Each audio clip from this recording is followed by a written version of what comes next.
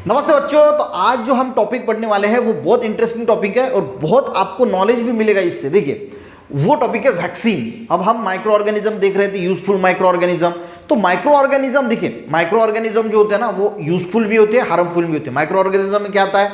Bacteria है, viruses है, फंजा है, प्रोटोजोआ है, हमने देखा अलगी है। तो जो मेनली वायरसेस बैक्टीरिया होते हैं वो हमारे बॉडी के ऊपर अटैक करते हैं। अब इसको वैक्सीन का मतलब क्या है, वैक्सीन क्यों दी जाती है, उसको समझने के लिए आपको देखिए छोटे बच्चे होते हैं, जैसे वो इन्फेंट होते हैं यानी छोटे बच्चे होते हैं, जैसे वो जन्म लेते हैं तो उनको वैक्सीनेशन का कोर्स दिया जाता है। इसकी वैक्सीन, उसकी वैक्सीन, पोलियो की वैक्सीन, टाइफाइड की वैक्सीन, मलेरिया की वैक्सीन, ऐसी सारी वैक्सीन जो है वो दी जाती है। अब ये वैक्सीन करती क्या है और इसका रोल क्या होता है, वो कैसे होता है? देखिए जो सबसे पहले जो वैक्सीन बनती है उसके अंदर होता क्या है, तो एक स्पेसिफिक वैक्सीन होती है। स्पेसिफिक वैक्सीन यानी टाइफाइड के लिए स्पेसिफिक होगी, पोलियो के लिए स्पेसिफिक होगी। अब पोलियो का एग्जांपल लेते हैं, पोलियो की वैक्सीन हम सब ने ली होती है, ठीक है। अब पोलियो की जो वैक्सीन दी जाती है इसके अंदर क्या होता है, वैक्सीन के अंदर क्या होता है, तो इसके अंदर पोलियो के ही वायरस होता है, पोलियो का ही वायरस होता है। अब पोलियो का वायरस क्यों होता है? देखिए जिस किसी चीज की अगर टाइफाइड की वैक्सीन दी जा रही है तो उसमें टाइफाइड के ही बैक्टीरिया होंगे। इसको सबसे पहले समझिए कि जो वैक्सीन बनाई जा रही है उसके अंदर उसी चीज का जो है वो बैक्टीरिया से है या वायरस कैसे, उसी का बैक्टीरिया और वायरस उसमें डाला जाता है। टाइफाइड की वैक्सीन अगर आप ले रहे हैं तो उसके अंदर टाइफाइड के ही जो बैक्टीरिया है वही डाले जाएंगे। पोलियो जो वायरस है तो उसमें पोलियो की वायरस डाले जाएंगे।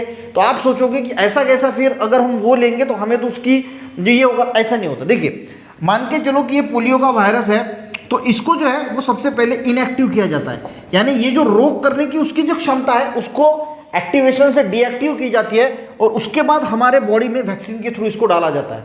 या फिर इसका कोई पार्ट जो है, उसका डीएनए है या फिर उसका कोई सेल मेम्ब्रेन है, तो वो जो उसकी छोटा पार्ट, इस बैक्टीरिया को तोड़ मरोड़ के उसको लंगड़ा करके, यानी उसको ऐसा किया जाता है कि वो आपके बॉडी के अंदर जाने के बाद आपको कुछ कर ना सके। ये समझ में आ गया आपको? ये जो चीज है वैक्सीन जो बनाई जाती है जिस डिसीज के लिए बनाई जाती है, और वो डिसीज जिस माइक्रो ऑर्गेनिज्म से आपको हो रहा है उसी माइक्रो ऑर्गेनिज्म का कुछ पार्ट या फिर उसको इनएक्टिव करके आपके बॉडी में वैक्सीन के थ्रू डाला जाता है। तो सबसे पहले आपको यह पता होना चाहिए बच्चों की वैक्सीन बनती कैसे है। तो जिस चीज के लिए, जिस डिसीज के लिए वो वैक्सीन बन रही है उसी डिसीज का बैक्टीरिया, वायरस, जो माइक्रो ऑर्गेनिज्म होता है उसी को आपके बॉडी में डाला जाता है, पर उसको इनएक्टिव स्टेट में डाला जाता है या फिर तोड़ मरोड़ करके डाला जाता है ताकि अगर वो आपके बॉडी में जाए तो आपको कुछ भी ना कर सके। अब देखिए हमारे बॉडी का एक इम्यून सिस्टम होता है जिसको हम रोग प्रतिकारक शक्ति बोलते हैं।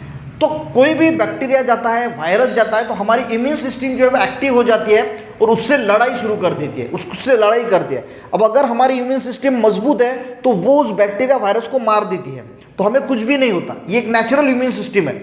अब होता क्या है, कभी कभी हमारी इम्यून सिस्टम जो है वो कमजोर पड़ जाती है और उसके बाद वो बैक्टीरिया, वायरस जीत जाता है और हमें डिसीज हो जाता है। अब वैक्सीन की वजह से क्या होता है, वैक्सीन की वजह से जैसे ही हमने मान के चलो कि ये टाइफाइड का जो बैक्टीरिया है उसको तोड़ मरोड़ करके हमने हमारी बॉडी में डाल दिया। टाइफाइड का बैक्टीरिया हमारे बॉडी के अंदर गया पर वो इनएक्टिव स्टेट में है, तो हमारे बॉडी की जो इम्यून सिस्टम है वो एक्टिव हो जाती है और इसके अगेंस्ट एंटीबॉडी बना देती है। और ये एंटीबॉडी जो बनती है वो फिर इम्यून सिस्टम ध्यान में रखती है कि अगर इस प्रकार का अगर कोई बैक्टीरिया, अब ये टाइफाइड का है, अगर इस प्रकार का बैक्टीरिया अगर बॉडी के अंदर एंट्री करता है तो इस प्रकार की एंटीबॉडी बनाना है और इसको मारना है। अब ये इसको समझ में आ गया, जैसे हम कुछ पढ़ते हैं और दिमाग में याद रखते हैं उसी प्रकार हमारी इम्यून सिस्टम ये याद कर लेती है और नेक्स्ट टाइम अगर ओरिजिनल टाइफाइड का बैक्टीरिया अगर हमारे बॉडी में एंट्री कर देता है तो हमारी जो इम्यून सिस्टम है ये फास्ट से ये एंटीबॉडी बनाती है और इसको मार देती है।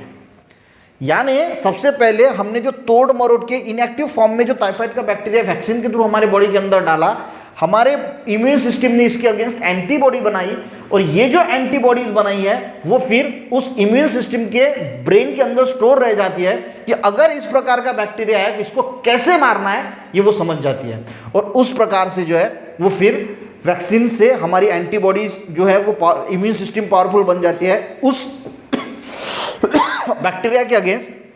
अब देखिए टाइफाइड की वैक्सीन ली है तो वो वायरस पे काम नहीं करेंगी, ठीक है, वायरस के लिए है तो वो अलग अलग डिसीज के लिए, इसीलिए हमें अलग अलग जो है वो वैक्सीन लेनी पड़ती है। तो वैक्सीन बच्चों समझ में आया, एक बार पढ़ लेता हूँ ताकि आपको अच्छे, तो ये यूजफुल माइक्रो ऑर्गेनिज्म की इसमें श्रेणी में आ गया। अब देखिए, a vaccine is produce in laboratory with the help of microbes. देखिए, लेबोरेटरी में माइक्रोब्स की मदद से जो है वो वैक्सीन बनाई जाती है, that gives immunity against a particular disease. Particular disease, typhoid का है तो टाइफाइड की वैक्सीन बनाई जाएगी, पोलियो की तो पोलियो की, ठीक है, इम्यूनिटी हमारी बढ़ जाती है। If we have been vaccinated against any disease, अगर हमें किसी डिसीज के अगेंस्ट वैक्सीनेटेड किया है, और immunity that is resistance to that disease. Immunity का मीनिंग क्या होता है, उस डिसीज से हम रेजिस्ट कर सकते हैं, बच सकते हैं, वो इंक्रीज हो जाती है, so that the possibility of contracting the disease is greatly reduce, और उसकी वजह से हमें डिसीज होने का खतरा जो है वो कम हो जाता है। देखिए, माइक्रोब्स, ये हो गया वैक्सीन के बारे में। तो माइक्रो ऑर्गेनिज्म हमने यहाँ पे यूज क्या किया, वही माइक्रो ऑर्गेनिज्म यूज किए, और इसीलिए माइक्रो ऑर्गेनिज्म कैसे बने, हमारे लिए यूजफुल बने। उसी के साथ जो microbes are use for the process of tanning of skin, जो चमड़ा बनाया जाता है तो उसके लिए बनाया जाता है। जो रोप्स यानी जो रस्सी वगैरह बनाई जाती है उसके लिए, अगेव करके एक प्लांट होता है, उससे रस्सी बनाई जाती है, तो उसके लिए माइक्रो ऑर्गेनिज्म का यूज किया जाता है। सब microbes use oil for their use, कुछ माइक्रो ऑर्गेनिज्म को उनकी ग्रोथ के लिए ऑयल की जरूरत होती है।